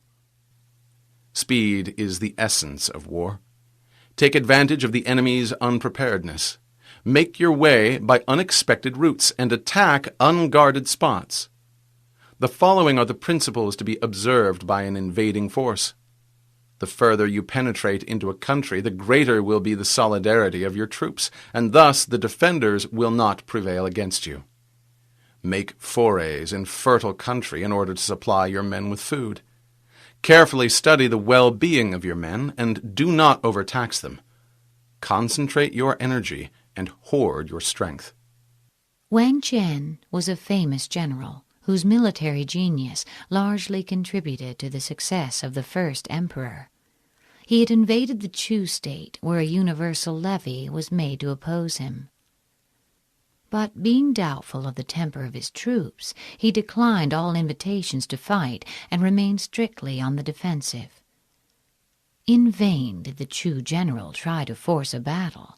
Day after day, Wang Qian kept inside his walls and would not come out, but devoted his whole time and energy to winning the affection and confidence of his men. He took care that they should be well fed, sharing his own meals with them, provided facilities for bathing, and employed every method of judicious indulgence to weld them into a loyal and homogeneous body. After some time had elapsed, he sent certain persons to find out how the men were amusing themselves. The answer was that they were having contests of weight-throwing and long-jumping. When Wang Qian heard that they were engaged in these athletic pursuits, he knew that their spirits had been strung up to the required pitch, and that they were now ready for fighting. By this time the Chu army, after repeating their challenge again and again, had marched away eastwards in disgust. The Qin general immediately broke up his camp and followed them, and in the battle that ensued they were routed with great slaughter. Shortly afterwards, the whole of Chu was conquered, and the king led into captivity. Keep your enemy continually on the move, and devise unfathomable plans. Let the enemy never know exactly where you are. Throw your soldiers into positions from where there is no escape. If they will face death, there is nothing they may not achieve. Officers and men alike will put forth their uttermost strength. If they are in an awkward place together, they will surely exert their united strength to get out of it. Soldiers, when in desperate straits, lose the sense of fear. If there is no place of refuge, they will stand firm. If they are in hostile country, they will show a stubborn front. If there is no help for it, they will fight hard. Thus, without waiting to be marshaled, the soldiers whose fate you hold in your hands, without waiting to be asked, will do your will, without restrictions. They will be faithful. Without giving orders, they can be trusted. Prohibit the taking of omens, and do away with superstitious doubts. Then, until death itself comes, no calamity need be feared. If one man were to run amok with a sword in the marketplace, and everybody else try to get out of his way, I should not say that this man alone had courage, and that all the rest were contemptible cowards. The truth is that a desperado and a man who values his life do not meet on even terms. If our soldiers are not overburdened with money, it is not because they have a distaste for riches. If their lives are not unduly long, it is not because they are disinclined to longevity. Wealth and long life are things for which all men have a natural inclination. Hence, if they burn or fling away valuables and sacrifice their own lives, it is not that they dislike them, but simply that they have no choice. It is for the general to see that temptations to shirk fighting and grow rich are not thrown in their way. On the day they are ordered out to battle, your soldiers may weep, those sitting up, the tears falling on their garments, and those lying down, letting the tears run down their cheeks. Not because they are afraid, but because all have embraced the firm resolution to do or die. Let them once be brought to bay, and they will display the courage of the heroes Chu or Kuei. Chu was a contemporary and compatriot of Sun Tzu, who was employed by the king to assassinate a rival king by whom he was employed. Chu secreted a dagger, which he in the belly of a fish served up at a banquet. He succeeded in his attempt, but was immediately hacked to pieces by the king's bodyguard. This was in 515 B.C. The other, Kuei, performed his exploit 166 years earlier, in 681 B.C. His state had thrice been defeated by Qi, and was just about to conclude a treaty surrendering a large slice of his territory, when Kuei suddenly seized the Duke of Qi as he stood on the altar steps and held a dagger against his chest. None of the Duke's retainers dared to move a muscle, and Kuei proceeded to demand full restitution, declaring his country was being unjustly treated because she was a smaller and a weaker state. The Duke, in peril of his life, was obliged to consent, whereupon Kuei flung away his dagger and quietly resumed his place amid the terrified assemblage without having so much as changed color. As was to be expected, the Duke wanted afterwards to repudiate the bargain, but a wise old counselor pointed out to him the impolicy of breaking his word, and the upshot was that this bold stroke regained for Kuei the whole of what he had lost in 3 pitched battles. The skillful tactician may be likened to a swift snake. Strike at its head, and you will be attacked by its tail. Strike at its tail, and you will be attacked by its head. Strike at its middle, and you will be attacked by head and tail both. Asked if an army can be made to imitate such a snake, I should answer, yes. For the men of Wu and the men of Yue are enemies. Yet if they are crossing a river in the same boat and are caught by a storm, they will come to each other's assistance, just as the left hand helps the right. If two enemies will help each other in a time of common peril, how much more should two parts of the same army, bound together as they are by every tie of interest and fellow feeling? Yet it is notorious that many a campaign has been ruined through lack of cooperation, especially in the case of allied armies. Hence it is not enough to put one's trust in the tethering of horses and the burying of chariot wheels in the ground.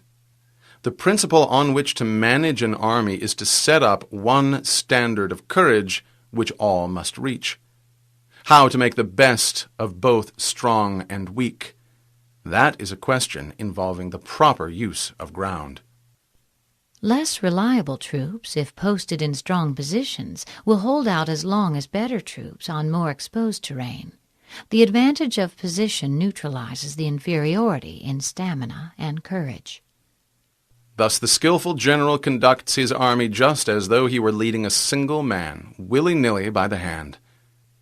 It is the business of a general to be quiet, and thus ensures secrecy, upright and just, and thus maintain order.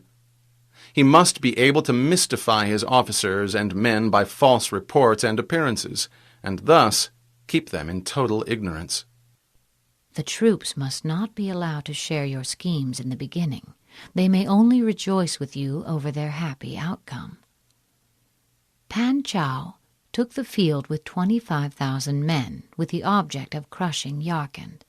The king of Yarkand replied by dispatching his chief commander to succor the place with an army totaling 50,000 men. Pan Chao summoned his to a council of war and said, "Our forces are now outnumbered and unable to make head against the enemy. The best plan, then, is for us to separate and disperse, each in a different direction. My deputy will march away by the easterly route, and I will then return myself towards the west. Let us wait until the evening drum has sounded, and then start."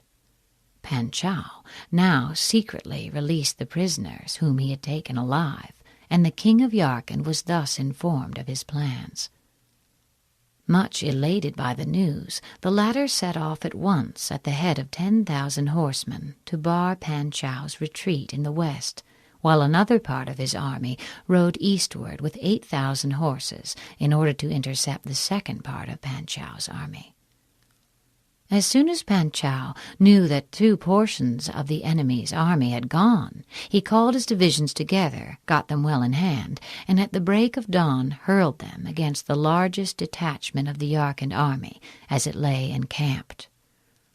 The barbarians, panic-stricken, fled in confusion and were closely pursued by Pan Chao.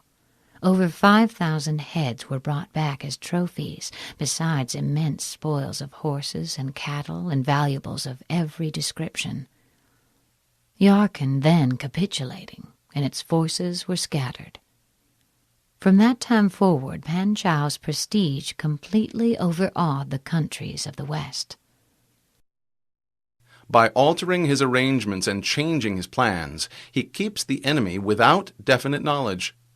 By shifting his camp and taking circuitous routes, he prevents the enemy from anticipating his purpose. The axiom that war is based on deception does not apply only to your enemy.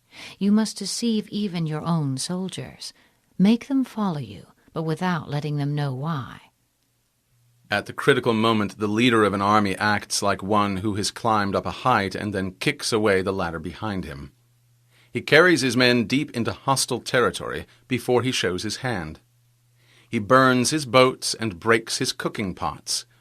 Like a shepherd driving a flock of sheep, he drives his men this way and that, and nothing knows whither he is going. To muster his host and bring it into danger, this may be termed the business of the general. After mobilization, there should be no delay in aiming a blow at the enemy's heart. Different measures suited to the 9 varieties of ground, the expediency of aggressive or defensive tactics, and the fundamental laws of human nature, these are things that must most certainly be studied. When invading hostile territory, the general principle is that penetrating deeply brings cohesion, penetrating but a short way means dispersion. When you leave your own country behind and take your army across neighborhood territory, you find yourself on critical ground. When there are means of communication on all 4 sides, the ground is one of intersecting highways. When you penetrate deeply into a country, it is serious ground. When you penetrate but a little way, it is facile ground. When you have the enemy's strongholds on your rear and narrow passes in front, it is hemmed-in ground. When there is no place of refuge at all, it is desperate ground. Therefore, it is on dispersive ground you should inspire the men with unity of purpose. On facile ground, see that there is close connection between all parts of the army. This is both to guard against desertion of our own troops and against a sudden attack on the part of the enemy. On contentious ground, hurry up the rear. This is so that head and tail may both reach the goal at nearly the same time. On open ground, keep a vigilant eye on defenses. On ground of intersecting highways, consolidate your alliances. On serious ground, try to ensure a continuous stream of supplies. On difficult ground, keep pushing on along the road. On hemmed-in ground, block any way of retreat. This will make your soldiers fight with desperation. Cao Huan, who later became emperor, was surrounded by a great army. His own force was comparatively small, consisting only of 2,000 horses and something under 30,000 foot. The enemy had not drawn the lines of investment very closely together, leaving gaps at certain points. But Cao Huan, instead of trying to escape, actually made a shift to block all the remaining outlets himself by driving into them a number of oxen and donkeys roped together. As soon as his officers and men saw that there was nothing for it but to conquer or die, their spirits rose to an extraordinary pitch of exultation, and they charged with such desperate ferocity that the opposing ranks broke and crumbled under their onslaught. On desperate ground, proclaim to the soldiers the hopelessness of flight to save their lives. Burn your baggage and impedimenta. Throw away your stores and provisions, choke up the wells, destroy your cooking stoves, and make it plain to your men that they cannot survive, but must fight to the death. The only chance of life lies in giving up all hope of it. For it is the soldier's disposition to offer an obstinate resistance when surrounded, to fight hard when he cannot help himself, and to obey promptly when he has fallen into danger. The story of Pan Chao illustrates this point. When Pan Chao arrived at Shanshan, the king of the country received him at first with great politeness and respect. But shortly afterwards his behavior underwent a sudden change, and he became remiss and negligent. Pan Chao spoke about this to the officers of his suite. "Have you noticed," he said, "that the king's polite intentions are on the wane? This must signify that envoys have come from the northern barbarians, and that consequently he is in a state of indecision, not knowing with which side to throw in his lot." "That surely is the reason. The truly wise man, we are told, can perceive things before they have come to pass. How much more, then, those that are already manifest?" Thereupon he called one of the natives who had been assigned to his service and set a trap for him, saying, "Where are those envoys from the barbarians who arrived some day ago?" The man was so taken aback that between surprise and fear he presently blurted out the whole truth. Pan Chao, keeping his informant carefully under lock and key, then summoned a general gathering of his officers, 36 in all, and began drinking with them. When the wine had mounted into their heads a little, he tried to rouse their spirits still further by addressing them thus: Gentlemen, here we are in the heart of an isolated region, anxious to achieve riches and honor by some great exploit. Now it happens that an ambassador from the barbarians arrived in this kingdom only a few days ago, and the result is that the respectful courtesy extended towards us by our royal host has disappeared. Should this envoy prevail upon him to seize our party and hand us over to the barbarians, our bones will become food for the wolves of the desert. What are we to do?" With one accord, the officers replied, "Standing as we do in peril of our lives, we will follow our commander through life and death." Pan Chao exclaimed, "Never venture, never win. Unless you enter the tiger's lair, you cannot get hold of the tiger's cubs. The only course open to us now is to make an assault by fire on the barbarians under cover of night, when they will not be able to discern our numbers. Profiting by their panic, we shall exterminate them completely. This will cool the king's courage and cover us with glory, besides ensuring the success of our mission." The officers all replied that it would be necessary to discuss the matter first with the Commissar. Pan Chao then fell into a passion. "It is today," he cried, "that our fortunes must be decided. The Commissar is only a humdrum civilian, who on hearing of our project will certainly be afraid, and everything will be brought to light. An inglorious death is no worthy fate for valiant warriors." All then agreed to do as he wished.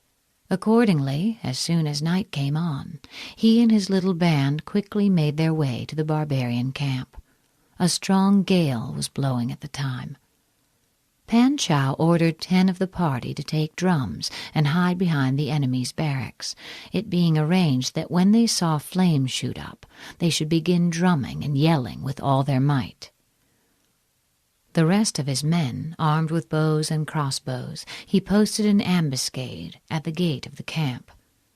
He then set fire to the place from the windward side, whereupon a deafening noise of drums and shouting arose on the front and rear of the barbarians, who rushed out pell-mell in frantic disorder. Pan Chao slew 3 of them with his own hand, while his companions cut off the heads of the envoy and 30 of his suite. The remainder, more than 100 in all, perished in the flames. On the following day, Pan Chao, divining his thoughts, said with uplifted hand, "Although you did not go with us last night, I should not think, sir, of taking sole credit for our exploit." This satisfied Pan Chao, having sent for the king of Shanshan, showed him the head of the barbarian envoy. The whole kingdom was seized with fear and trembling, which Pan Chao took steps to allay by issuing a public proclamation. Then, taking the king's sons as hostage, he returned to make his report to his emperor. "We cannot enter into alliance with neighboring princes until we are acquainted with their designs. We are not fit to lead an army on the march unless we are familiar with the face of the country, its mountains and forests, its pitfalls and precipices, its marshes and swamps. We shall be unable to turn natural advantages to account unless we make use of local guides. To ignore any one of the following 4 or 5 principles does not befit a warlike prince. When a warlike prince attacks a powerful state, his generalship shows itself in preventing the concentration of the enemy's forces. He overawes his opponents, and their allies are prevented from joining against him. Hence he does not strive to ally himself with all and sundry, nor does he foster the power of other states. He carries out his own secret designs, keeping his antagonists in awe. He can afford to reject entangling alliances and simply pursue his own secret designs. His prestige enables him to dispense with external friendships. Thus he is able to capture their cities and overthrow their kingdoms. Bestow rewards without regard to rule, issue orders without regard to previous arrangements, and you will be able to handle a whole army as though you had to do with but a single man. Give instructions only on sighting the enemy. Give rewards when you see deserving deeds. The final instructions you give to your army should not correspond with those that have been previously posted up. Not only is there danger in letting your plans be known, but war often necessitates the entire reversal of them at the last moment. Confront your soldiers with the deed itself. Never let them know your design. When the outlook is bright, bring it before their eyes, but tell them nothing when the situation is gloomy. Place your army in deadly peril, and it will survive. Plunge it into desperate straits, and it will come off in safety. These words of Sun Tzu were once quoted by Han Xin in explanation of the tactics he employed in one of his most brilliant battles. He was sent against the army of Chao and halted 10 miles from the mouth of a narrow pass where the enemy had mustered in full force. Here, at midnight, he detached a body of 2,000 light cavalry, every man of which was furnished with a red flag. Their instructions were to make their way through narrow defiles and keep a secret watch on the enemy. "When the men of Chao see me in full flight," Han Xin said, "they will abandon their fortifications and give chase. This must be the sign for you to rush in, pluck down the Chao standards, and set up the red banners of Han in their stead." Turning then to his other officers, he remarked, "Our adversary holds a strong position and is not likely to come out and attack us until he sees the standard and drums of the commander-in-chief, for fear I should turn back and escape through the mountains." So saying, he first of all sent out a division consisting of 10,000 men and ordered them to form in line of battle with their backs to the River Ti. Seeing this maneuver, the whole army of Chao broke into loud laughter.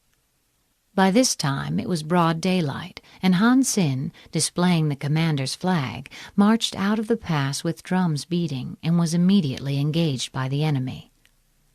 A great battle followed, lasting for some time, until at length Han Xin, leaving drums and banner on the field, fled to the division on the river bank, where another fierce battle was raging. The enemy rushed out to pursue them and to secure the trophies, thus denuding their ramparts of men. But the detachment succeeded in joining the part of the army which was fighting with the utmost desperation. The time had now come for the 2,000 horsemen to play their part. As soon as they saw the men of Chao following up their advantage, they galloped behind the deserted walls, tore up the enemy's flags, and replaced them by those of Han. When the Chao army looked back from the pursuit, the sight of these red flags struck them with terror. Convinced that the Hans had got in and overpowered their king, they broke up in wild disorder, every effort of their leader to stay the panic being in vain. Then the Han army fell on them from both sides and completed the rout, killing a number and capturing the rest, amongst whom was King Ya himself. After the battle, some of Han Xin's officers came to him and said, "In the art of war, we are told to have a hill or tumulus on the right rear, and a river or marsh on the left front. You, on the contrary, ordered us to draw up our troops with the river at our back. Under these conditions, how did you manage to gain the victory?" The general replied, "I fear you gentlemen have not studied the art of war with sufficient care. Is it not written there? Plunge your army into desperate straits, and it will come off in safety. Place it in deadly peril, and it will survive. Had I taken the usual course, I should never have been able to bring my colleague round. If I had not placed my troops in a position where they were obliged to fight for their lives, but had allowed each man to follow his own discretion, there would have been a general debacle, and it would have been impossible to do anything with them." The officers admitted the force of his argument and said, "These are higher tactics than we should have been capable of." For it is precisely when a force has fallen into harm's way that it is capable of striking a blow for victory. Success in warfare is gained by carefully accommodating ourselves to the enemy's purpose. If the enemy shows an inclination to advance, lure him on to do so. If he is anxious to retreat, delay on purpose, that he may carry out his intention. The object is to make him remiss and contemptuous before we deliver our attack. By persistently hanging on the enemy's flank, we shall succeed in the long run in killing the commander-in-chief. This is called ability to accomplish a thing by sheer cunning. On the day that you take up your command, block the frontier passes, destroy the official passports, and stop the passage of all emissaries. Be stern in the council chamber, so that you may control the situation. Show no weakness, and insist on your plans being accepted by the sovereign. If the enemy leaves a door open, you must rush in. Forestall your opponent by seizing what he holds dear, and subtly contrive to time his arrival on the ground. If you manage to seize a favorable position, but the enemy does not appear on the scene, the advantage thus obtained cannot be turned to any practical account. He who intends, therefore, to occupy a position of importance to the enemy must begin by making an artful appointment, so to speak, with his antagonist, and cajole him into going there as well. Walk in the path defined by rule, and accommodate yourself to the enemy until you can fight a decisive battle. Victory is the only thing that matters, and this cannot be achieved by adhering to conventional wisdom. At first, then, exhibit the coyness of a maiden until the enemy gives you an opening. Afterwards, let your speed be that of a running hare, and it will be too late for the enemy to oppose you. Chapter 12. Attack by Fire. There are 5 ways of attacking with fire. The first is to burn soldiers in their camp. The second is to burn stores. The third is to burn baggage trains. The fourth is to burn arsenals and magazines. The fifth is to hurl dropping fire amongst the enemy. The method by which this may be done is to set the tips of arrows alight by dipping them into a brazier, and then shoot them from powerful crossbows into the enemy's lines. In order to carry out an attack, we must have means available. The material for raising fire should always be kept in readiness. There is a proper season for making attacks with fire, and special days for starting a conflagration. The proper season is when the weather is very dry. The special days are those when the moon is in the constellations of the sieve, the wall, the wing, or the crossbar, for these 4 are all days of rising wind. In attacking with fire, one should be prepared to meet 5 possible developments. First, when fire breaks out inside the enemy's camp, respond at once with an attack from without. Second, if there is an outbreak of fire, but the enemy's soldiers remain quiet, bide your time and do not attack. Third, when the force of the flames has reached its height, follow it up with an attack, if that is practicable. If not, stay where you are. Fourth, if it is possible to make an assault with fire from without, do not wait for it to break out within, but deliver your attack at a favorable moment. Fifth, when you start a fire, be to windward of it. Do not attack from the leeward. The prime object of attacking with fire is to throw the enemy into confusion. If this effect is not produced, it means that the enemy is ready to receive us, hence the necessity for caution.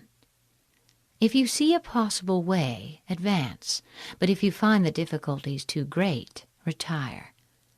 If the enemy is settled in a waste place littered with quantities of grass, or if he has pitched his camp in a position which can be burnt out, we must carry our fire against him at any seasonable opportunity, and not await on in hopes of an outbreak occurring within, for fear our opponents should themselves burn up the surrounding vegetation, and thus render our own attempts fruitless. If the wind is in the east, begin burning to the east of the enemy, and follow up the attack yourself from that side. If you start the fire on the east side and then attack from the west, you will suffer in the same way as your enemy. Once a general of the Yellow Turban rebels was badly defeated through his neglect of this simple precaution. At the head of a large army, he was besieging a town held by Huang Fu Sung. The garrison was very small, and a general feeling of nervousness pervaded the ranks, so Huang Fu-sung called his officers together and said, "In war there are various indirect methods of attack, and numbers do not count for everything. Now the rebels have pitched their camp in the midst of thick grass, which will easily burn when the wind blows. If we set fire to it at night, they will be thrown into a panic, and we can make a sortie and attack them on all sides at once." That same evening a strong breeze sprang up, so Huang Fu-sung instructed his soldiers to bind reeds together into torches and mount guard on the city walls, after which he sent out a band of daring men who stealthily made their way through the lines and started the fire with loud shouts and yells. Simultaneously, a glare of light shot up from the city walls, and Huang Fu-sung, sounding his drums, led a rapid charge, which threw the rebels into confusion and put them to headlong flight.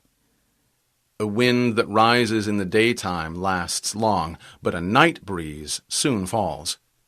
In every army, the 5 developments connected with fire must be known, the movements of the stars calculated, and a watch kept for the proper days.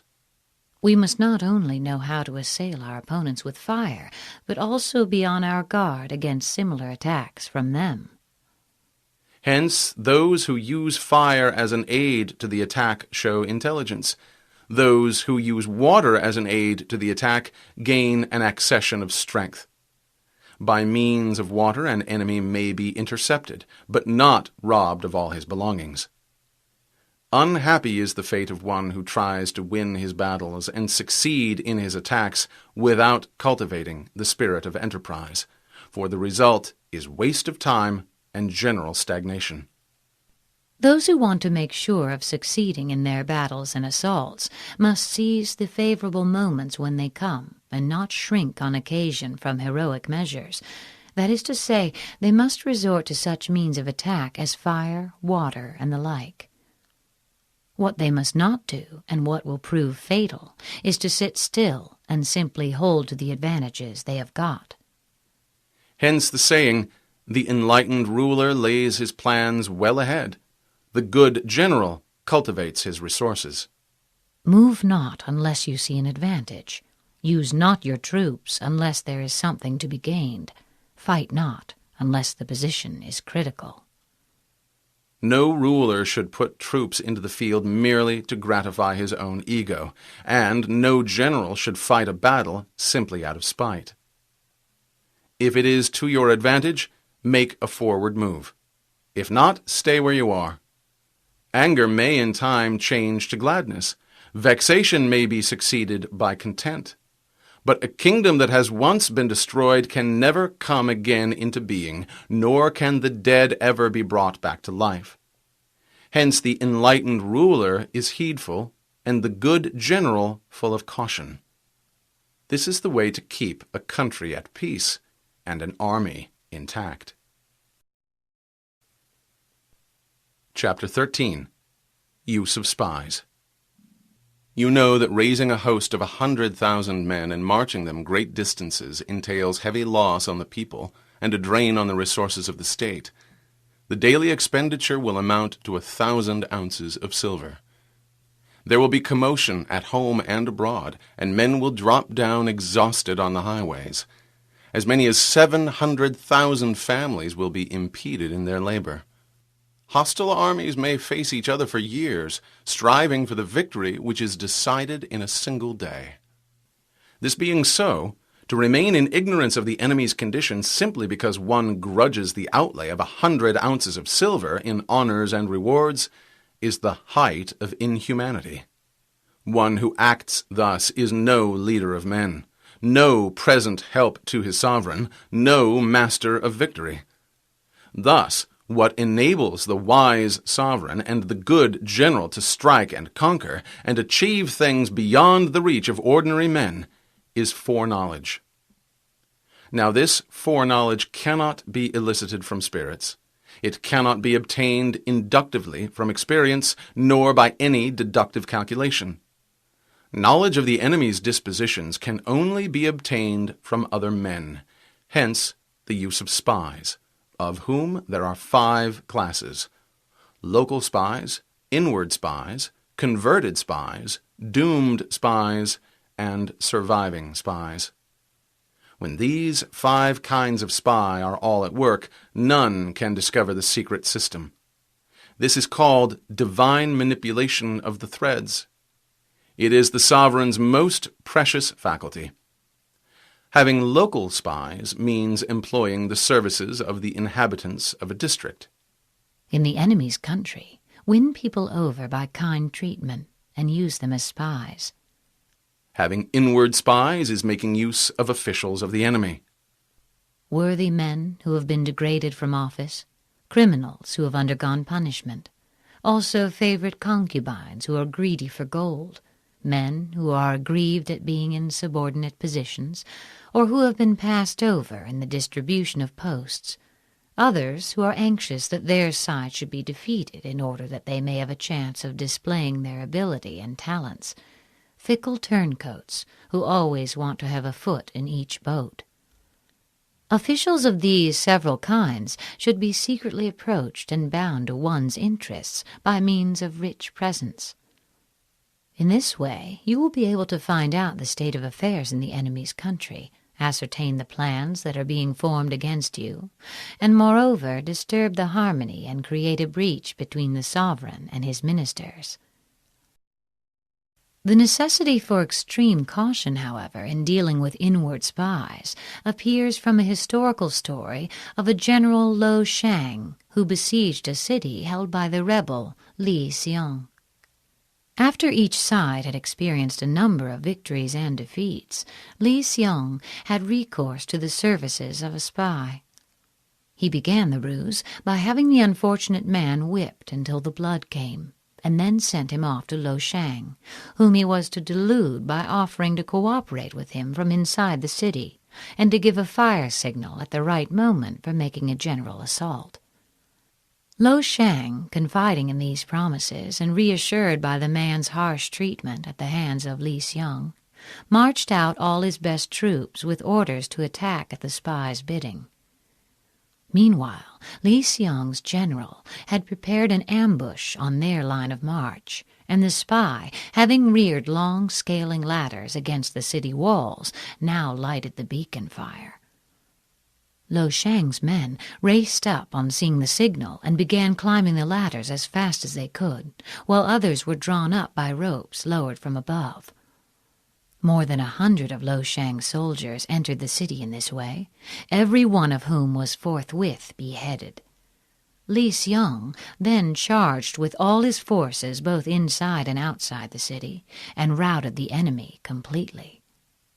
Having converted spies means getting hold of the enemy's spies and using them for our own purposes. By means of heavy bribes and liberal promises, detaching them from the enemy's service, and inducing them to carry back false information, as well as to spy in turn on their own countrymen. The use of converted spies is shown by the story of Lien Po, who was conducting a defensive campaign against Qin. The king strongly disapproved of Lien Po's cautious and dilatory methods, which had been unable to avert a series of minor disasters, and therefore lent a ready ear to the reports of his spies, who had secretly gone over to the enemy and were already in their pay. They said, "The only thing which causes Qin anxiety is lest Chao Kuo should be made general. Lien Po they consider an easy opponent who is sure to be vanquished in the long run." Now Chao Kuo was a son of a famous general. From his boyhood he had been wholly engrossed in the study of war and military matters, until at last he came to believe that there was no commander in the whole empire who could stand against him.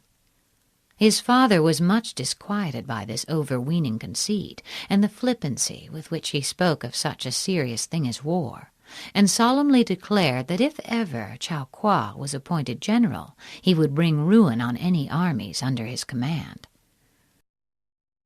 This was the man who, in spite of earnest protests from his own mother and the veteran statesman, was now sent by the king to succeed Lien Po. Needless to say, he proved no match for the redoubtable Qin general and the great military power at his disposal. He fell into a trap by which his army was divided into two and his communications cut. After a desperate resistance lasting 46 days, during which the famished soldiers devoured one another, Cao Kwa was killed by an arrow, and his whole force, amounting to 400,000 men, ruthlessly put to the sword. Having doomed spies means doing certain things openly for purposes of deception and allowing our spies to know of them and report them to the enemy. We ostentatiously do things calculated to deceive our own spies, who must be led to believe that they have been unwittingly disclosed. Then, when these spies are captured in the enemy's lines, they will make an entirely false report, and the enemy will take measures accordingly, only to find that we do something quite different. The spies will thereupon be put to death. Surviving spies, finally, are those who bring back news from the enemy's camp. This is the ordinary class of spies, properly so called, forming a regular part of the army. Your surviving spy must be a man of keen intellect, though in outward appearance a fool, of shabby exterior, but with a will of iron. He must be active, robust, endowed with physical strength and courage, thoroughly accustomed to all sorts of dirty work, able to endure hunger and cold, and to put up with shame and ignominy. Hence it is that which none in the whole army are more intimate relations to be maintained than with spies. None should be more liberally rewarded. In no other business should greater secrecy be preserved. Spies are attached to those who give them most. He who pays them ill is never served. They should never be known to anybody, nor should they know one another. When they propose any important undertaking, secure their persons, or have in your possession their wives and children as hostages, to ensure their fidelity. Never communicate anything to them but what is absolutely necessary that they should know. Spies cannot be usefully employed without a certain intuitive sagacity. In order to use them, one must know fact from falsehood, and be able to discriminate between honesty and double-dealing. Before using spies, we must assure ourselves as to their integrity of character and the extent of their experience and skill. But a brazen face and a crafty disposition are more dangerous than mountains or rivers. It takes a man of genius to penetrate such. An example of a brazen spy is given in the story of Ta Shi Wu, who was sent to gather news from an enemy camp accompanied by 2 other men. All 3 were on horseback and wore the enemy's uniform. When it was dark, they dismounted a few hundred feet away from the enemy's camp and stealthily crept up to listen, until they succeeded in catching the passwords used in the army. Then they got on their horse again and boldly passed through the camp under the guise of night watchmen, and more than once, happening to come across a soldier who was committing some breach of discipline, they actually stopped to give the culprit a sound cudgeling.